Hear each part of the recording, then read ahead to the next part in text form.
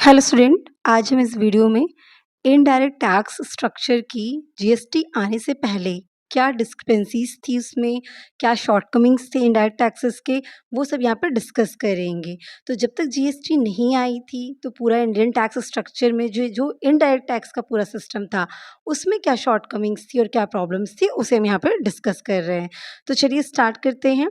तो सबसे बड़ी बात ये थी कि जब जीएसटी नहीं आया था तो पूरा इनडायरेक्ट टैक्स स्ट्रक्चर जो था वो बहुत डिसऑर्गेनाइज़ था, कॉम्प्लिकेटेड था और बहुत तरह के डिफेक्ट्स से भरा पड़ा था, जिन डिफेक्ट्स के बारे में अभी हम बात करने वाले हैं। तो उनमें से कुछ मेजर डिफेक्ट्स जो थे वो यहाँ पे मैं मेंशन कर रही हूँ। पहले पॉइंट्स की बात हम कर लेंगे, फिर इन डिटेल इन पॉइंट्स को हम डिस्कस कर लेंगे। तो जैसे पहला हो गया प्लेथोरा ऑफ टैक्सेस। प्लेथोरा मतलब अबंडेंस, मैनी टैक्सेस, बहुत तरह के टैक्सेस थे। प्लेंटी ऑफ टैक्सेबल इवेंट्स, बहुत तरह के टैक्स होंगे तो बहुत तरह का टैक्सेबल इवेंट होगा। टैक्सेबल इवेंट का मतलब कि वो इवेंट या वो समय जब टैक्स उस पे लगना है, ठीक है। मतलब टैक्स कब चार्ज होगा। जैसे इनकम टैक्स क्या होता है, जब आप इनकम कमाएंगे तभी टैक्स चार्ज होगा उस पे, तभी टैक्स लगेगा, ठीक है। आप कुछ कमा ही नहीं रहे हैं, आपके पास कुछ है ही नहीं है, तो आपको इनकम टैक्स नहीं पे करना है। तो वही कहते हैं ना कि इवेंट मतलब कब लगेगा ये चार्ज। तो वो टैक्सेबल इवेंट बहुत तरह के थे, मैनी टैक्सेबल इवेंट्स थे। क्यों? क्योंकि बहुत नंबर ऑफ टाइप के टैक्सेस थे तो नंबर ऑफ टाइप के टैक्सेबल इवेंट्स भी थे। डबल टैक्सेशन, डबल टैक्सेशन एक और डिफेक्ट था ये कि आपको एक ही चीज़ पे कई बार टैक्स देना पड़ता था। डबल टैक्सेशन मतलब एक ही चीज़ पे आपको 2 बार टैक्स देना पड़े या उससे ज़्यादा बार टैक्स देना पड़े। क्योंकि होता क्या था कि बहुत तरह के टैक्स थे, कुछ सेंट्रल रिसीव कर रही है, कुछ स्टेट कलेक्ट कर रही है, तो फिर एक ही चीज़ के लिए आपको कई बार टैक्सेस पे करने पड़ते थे, तो डबल टैक्सेशन का प्रॉब्लम था। इसके अलावा कास्केडिंग इफेक्ट था। कास्केडिंग मतलब होता है टैक्स ऑन टैक्स, मतलब कि आप जो चीज़ कर रहे हो उस पर टैक्स है, अब उस टैक्स पे फिर से आपको टैक्स देना है। मतलब आपने एक चीज़ पे टैक्स दिया, ठीक है, अब उस टैक्स पे आपको वापस से टैक्स देना पड़े तो उसे कहते हैं टैक्स ऑन टैक्स, कि टैक्स के अमाउंट पे फिर से टैक्स दे रहे हैं। भाई जितने का प्राइस है उस पे टैक्स देना पड़े, पर नहीं, प्राइस प्लस टैक्स इंक्लूड कर दीजिए और फिर उस पे फिर से टैक्स पड़े तो टैक्स का अमाउंट ज़्यादा हो जाएगा, तो उसे कहते हैं cascading effect. Tax on tax था, ठीक है। मल्टीप्लिसिटी ऑफ कंप्लायंसेस, बहुत तरह के टैक्स होने की वजह से क्या होता था कि सबका अलग-अलग कंप्लायंस सिस्टम होता था। अलग-अलग तरह के टैक्सेस हैं तो अलग-अलग कंप्लायंस का भी सिस्टम होगा, तो मल्टीप्लिसिटी थी कंप्लायंस सिस्टम में, ठीक है। नेक्स्ट क्या था हमारा मल्टीपल टैक्स रेट, तो बहुत तरह के टैक्सेस चार्ज किए जा रहे थे तो बहुत तरह के टैक्स रेट भी थे। फिर पॉसिबिलिटी ऑफ टैक्स इवेज़न, टैक्स की चोरी करने की पॉसिबिलिटी रहती थी। और हाई कॉस्ट ऑफ कलेक्शन, तो मतलब कि ये जो टैक्सेस लगाए जाते थे पब्लिक पे, इम्पोज़ किए जाते हैं, उसको कलेक्ट करने के लिए जो कॉस्ट लगती है वो कॉस्ट ज़्यादा पड़ रही थी गवर्नमेंट को, है ना? तो हाई कॉस्ट ऑफ कलेक्शन था। तो ये सारे वो डिफेक्ट्स हैं जो इंडियन इनडायरेक्ट टैक्स स्ट्रक्चर में जीएसटी से पहले थे, ठीक है। Plethora of taxes, plenty of taxable event, double taxation, cascading effect, multiplicity of compliance, multiple tax rates, possibility of tax evasion, high cost of collection. अब हम क्या करेंगे, एक-एक करके इनको समझेंगे, ठीक? जैसे हम पहले बात करेंगे प्लिथोरा ऑफ टैक्स मतलब एबंडेंस ऑफ टैक्सेस या मैनी टैक्सेस। तो यहाँ पे क्या था कि जब हमारा जीएसटी इंट्रोड्यूस नहीं हुआ था तो बहुत तरह का इनडायरेक्ट टैक्स था जो लेवी होता था पब्लिक के ऊपर, ठीक है। अगर हम उनको सेग्रीगेट करें कलेक्शन सिस्टम के बेसिस पे तो 3 टायर का कलेक्शन सिस्टम था इंडिया में। पहला क्या था कि सेंट्रल गवर्नमेंट, दूसरा स्टेट गवर्नमेंट और तीसरा लोकल बॉडीज़, ये 3 टायर थे जो टैक्स को कलेक्ट करते थे। मतलब इन तीनों के पास से कलेक्ट होकर टैक्स जाता था और रेवेन्यू उनकी जनरेट होती थी, ठीक है।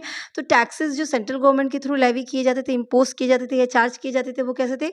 Custom duty, central excise duty, service tax, additional duties of excise, excise, इस मतलब इसमें बहुत तरह के टैक्सेस थे। यहाँ पे कुछ टैक्सेस के हम बस नाम ले रहे हैं।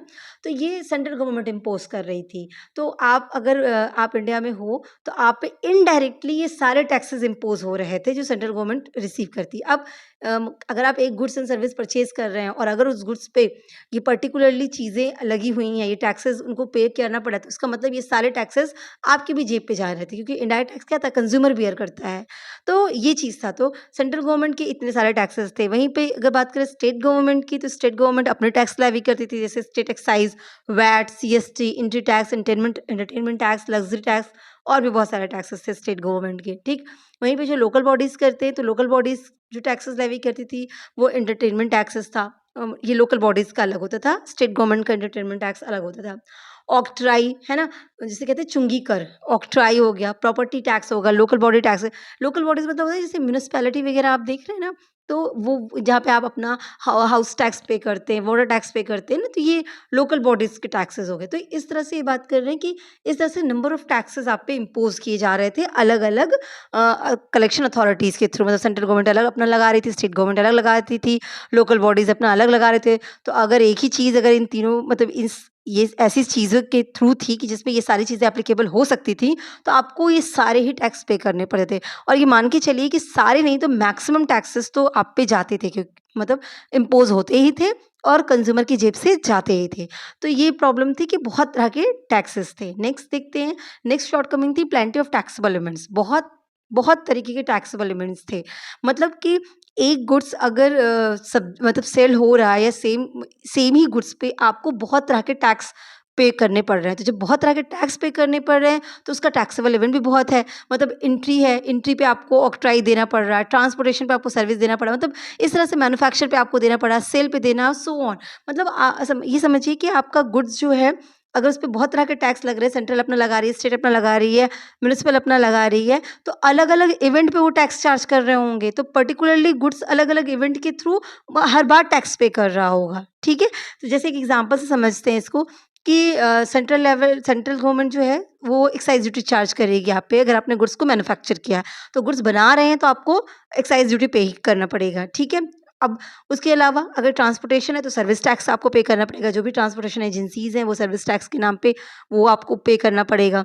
वहीं पे स्टेट गवर्नमेंट की बात करें, तो अगर आप सेल कर रहे हैं तो इन अ फॉर्म ऑफ वैट या सीएसटी स्टेट गवर्नमेंट सेल पे आपसे टैक्स ले लेगी उसी मैन्युफैक्चर्ड गुड्स का। तो उसपे एक्साइज़ भी लगा पड़ा है, सर्विस टैक्स भी लगा पड़ा है और सेल्स टैक्स भी लगा पड़ा है, ठीक है?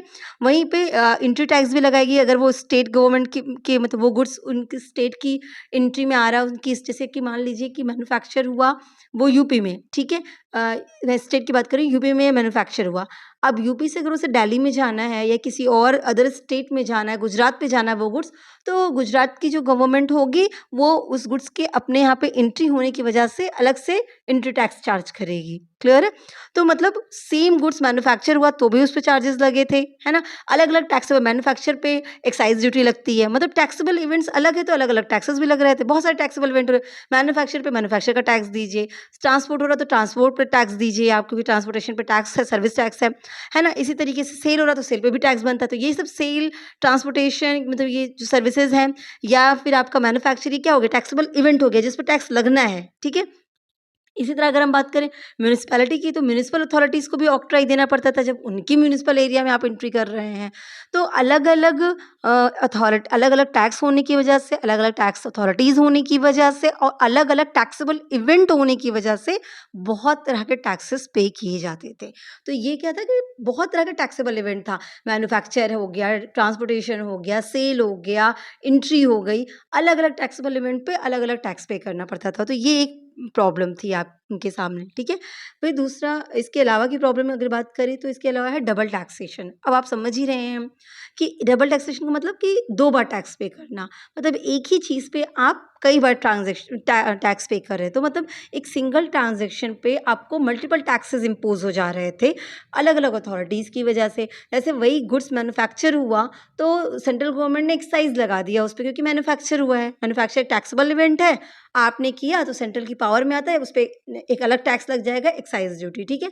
वहीं पे सेल होने को गया तो स्टेट गवर्नमेंट अपना लगा देगी सीएसटी या वैट जो भी है, तो वो सेल हुआ इसलिए उस पे अलग से टैक्स लगा दी। तो उसी गुड्स पे मैन्युफैक्चर का भी टैक्स आपने पे किया और उस पे सेल्स टैक्स भी आपने पे किया, उसी पे एंट्री टैक्स भी आपने पे किया। मतलब एक ही गुड्स पे आप कई बार टैक्स पे कर रहे हो और वो सब एक्युमुलेट होके, क्योंकि प्रोड्यूसर्स, मैन्युफैक्चरर्स या जो भी सेलर हैं, ये खुद तो बेयर करेंगे नहीं, इनडायरेक्ट टैक्स है, वो कौन बेयर करेगा? कंज्यूमर। वो उससे किससे रिकवर कर लेंगे? कंज्यूमर से। तो अल्टीमेटली कंज्यूमर को ये सारे टैक्सेस पे करने पड़ते हैं। तो डबल टैक्सेशन का मतलब यही है।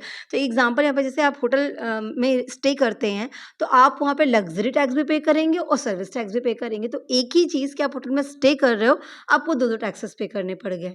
तो डबल टैक्सेशन का मतलब ये हुआ, ठीक है?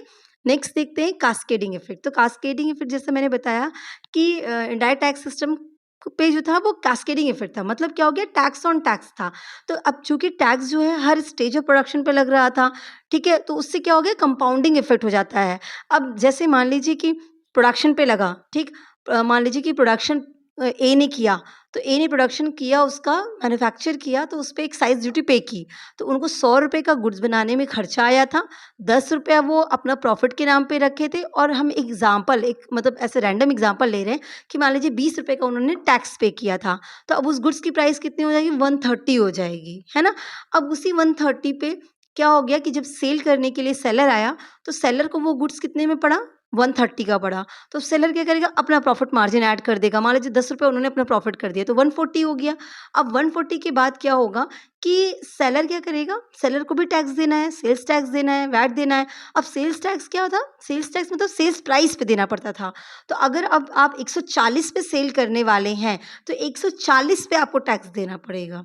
ये नहीं कि आपने ₹10 ऐड किए तो सिर्फ ₹10 पे टैक्स दीजिए, नहीं, नहीं, नहीं। सेल्स टैक्स क्या कहते थे कि जो सेल्स प्राइस है उस पे टैक्स दीजिए।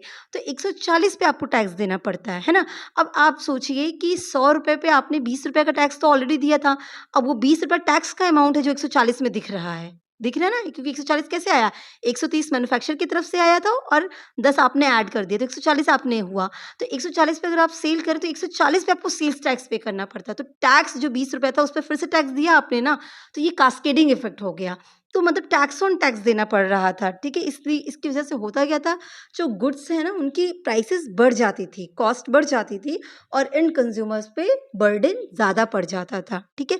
तो इनडायरेक्ट टैक्स सिस्टम का कास्केडिंग इफेक्ट था, जो कि वैट ने कहीं हद तक कम किया था, वैल्यू एडेड टैक्सेशन सिस्टम।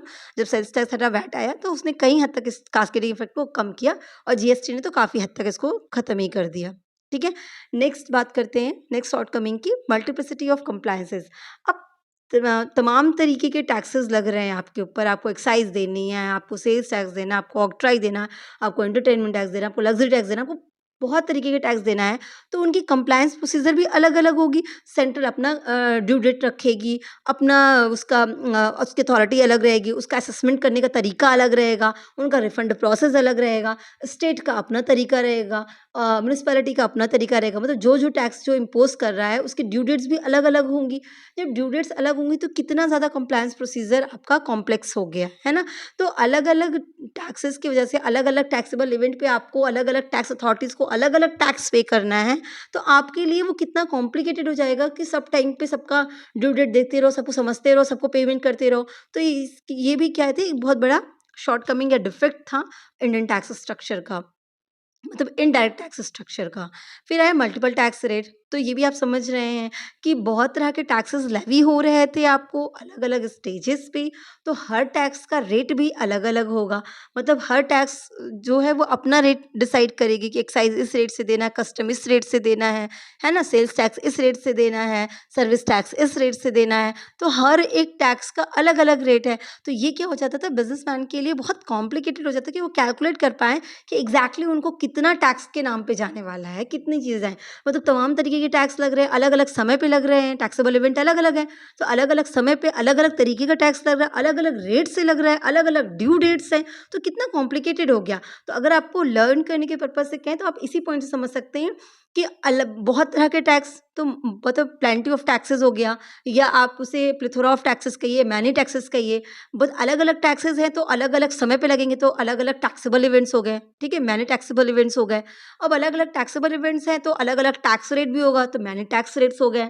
अब अलग-अलग टैक्स रेट्स हैं, अलग-अलग टैक्सेस हैं, तो अलग-अलग टैक्सेबल इवेंट हैं, तो बट ऑब्वियसली तो कंप्लायंस का भी प्रॉब्लम होगा कि ड्यू डेट अलग होगी, असेसमेंट का प्रोसीजर अलग होगा, रिफंड का प्रोसीजर अलग होगा, तो मल्टीप्लिसिटी कंप्लायंस में भी हो गई। फिर जब इतना सब कुछ है तो ऑब्वियस सी बात है कि टैक्सेशन इंक्रीज़ हो जाएगा, मतलब डबल टैक्स, एक ही चीज़ पे आप 2-2 बार टैक्स देंगे, डबल टैक्सेशन होगा, कास्केडिंग इफ़ेक्ट होगा, टैक्स के ऊपर टैक्स देंगे। तो इस तरह से रिलेट करते हुए इसे याद करते जाइएगा, ठीक है? इसके अलावा और 2 इम्पोर्टेंट शॉर्टकमिंग्स और हैं, जैसे एक टैक्स इवेज़न की पॉसिबिलिटी बनती है। कैसे बनती है कि यहाँ पे कुछ कस्टमर्स ऐसे होते थे जो इनडायरेक्ट टैक्सेस को नहीं पे करते थे, उसकी चोरी कर सकते थे, पर कैसे? सेलर की सपोर्ट से। और आप इसको देख सकते हैं, आप आज भी इस चीज़ को आप ये आज भी आप इससे देख सकते हैं। कैसे देख सकते हैं कि अगर जैसे एग्ज़ाम्पल के लिए मैं बता दूँ कि अगर कोई इंडिविजुअल कोई चीज़ परचेज़ कर रहा है, उसका बिल नहीं ले रहा है, तो जब बिल नहीं ले रहा तो वो कोई भी सेल्स टैक्स या वैट ये जो भी इम्पोज़ हो रहा था उस टाइम पे वो पे नहीं कर रहा है। ठीक है, आप अभी भी कोई चीज़ परचेज़ करिए और आप बिल मत लीजिए उनसे। तो जब आप उनसे बिल नहीं लेंगे तो आप वो टैक्स भी नहीं पे करेंगे। आपको कई बार जो ये होते हैं सुनार होते हैं जो छोटे-मोटे आप ज्वेलरी शॉप पे जाइए तो आपको वो बिल अगर नहीं प्रोवाइड करेंगे या कच्चा बिल जैसे कहते हैं ना वैसा देंगे तो वो आपसे जीएसटी चार्ज नहीं करेंगे। तो कई लोग जीएसटी बचाने के लिए या जीएसटी से पहले की बात करें मतलब ये चीज़ तो आपकी आज भी इनडायरेक्ट टैक्स के साथ एप्लीकेबल हो जा रही है थोड़ी बहुत। मतलब ये रेयर ऑफ द रेयर है क्योंकि आज के टाइम पे सब चाहते हैं आईटीसी की वजह से इनपुट टैक्स क्रेडिट का क्लेम करने की वजह से आज के टाइम पे सब बिल देना चाहते हैं। पर अभी भी कुछ लोग ऐसे होते हैं कि जो बिल नहीं देते हैं और पहले के टाइम पे तो बहुत ज़्यादा था कि भाई बिल हम नहीं देंगे तो आपको टैक्स नहीं देना पड़ेगा, सर्विस टैक्स नहीं देना पड़ेगा, तो आपको प्राइस कम पड़ जाएगी, है ना? आप क्योंकि अगर उनको देना पड़ेगा तो वो सब आपसे कंज़्यूमर से लेंगे, तो आप क्या कहते हैं ठीक है भई हमको बिल ही मत दो। अब आप उनको बिल नहीं दे रहे तो वो किसी भी प्राइस पे बेच रहे हैं, सेल कर रहे हैं और टैक्स नहीं पे कर रहे। तो इस तरह से टैक्स की चोरी की चांसेस बहुत ही पहले, अब कम हो गई हैं क्यों? जीएसटी के बाद कम हो गई क्योंकि उनको आईटीसी का क्लेम करना पड़ता है, इसलिए वो बिल उठा के दे देते हैं आपको क्योंकि उनको इनपुट टैक्स क्रेडिट का क्लेम लेना है। अगर बिल नहीं रहेगा तो वो आईटीसी का क्लेम नहीं ले सकते हैं। तो एक रीज़न ये है कि अब जीएसटी के टाइम पे टैक्स इवेज़न बिल्कुल कम हो गया, मतलब ना के बराबर हो गया है। लेकिन ये है कि हाँ, अभी कहीं भी एक आध जगह आपको एक 1-2 केसेज़ ऐसे मिल सकते हैं, ठीक है? एक्सेप्शन हर जगह होते हैं। Next high cost of collection, तो इतनी तरह के टैक्स अथॉरिटीज़ अलग-अलग हैं, अलग-अलग टैक्स स्ट्रक्चर है आपके सामने, टैक्स रेट्स अलग-अलग हैं, तो उनको एडमिनिस्टर करने के लिए अगर अलग-अलग मैकेनिज़्म भी एस्टैब्लिश करना पड़ता है। तो ऐसे सिचुएशन में हो क्या रहा था कि अगर पर यूनिट पे देखें कि जितना पैसा आ नहीं रहा था उससे ज़्यादा जा रहा था, उससे रिकवर करने में। तो येस हाई जो इनडायरेक्ट टैक्स होता है उसका हाई कॉस्ट ऑफ कलेक्शन था क्योंकि तमाम तरीके की अथॉरिटीज़ हैं, तो उनकी सैलरी जा रही है, उन अदर एक्सपेंसेस जा रहे हैं, प्रीमाइसेस के एक्सपेंसेस जा रहे हैं, उनको एडमिनिस्टर करने के लिए जा रहा है, सॉफ्टवेयर के खर्चे जा रहे हैं।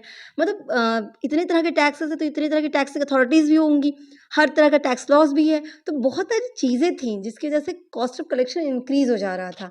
तो ये सारे क्या हैं शॉर्टकमिंग्स हैं इनडायरेक्ट टैक्स सिस्टम के प्री जीएसटी एरा, ठीक है? अगर आपसे इनडायरेक्ट टैक्स का भी पूछा जाता है, इनडायरेक्ट टैक्स का, तो फिर आप उसके भी ये सारे पॉइंट्स लिख सकते हैं। लेकिन अगर आपको जीएसटी के डिफेक्ट्स या डिमेरिट्स पूछे जाते हैं तो उसके लिए आपको ये पॉइंट्स नहीं लगेंगे, ठीक है? अदरवाइज़ अगर आपसे इनडायरेक्ट टैक्स के डिसएडवांटेज बोल रहा है, डिमेरिट्स बोल रहा है, डिफेक्ट्स बोल रहा है, शॉर्टकमिंग्स बोल रहा है, तो आप ये सब मेंशन कर सकते हैं। क्लियर है? So wish you all the best. Thank you so much.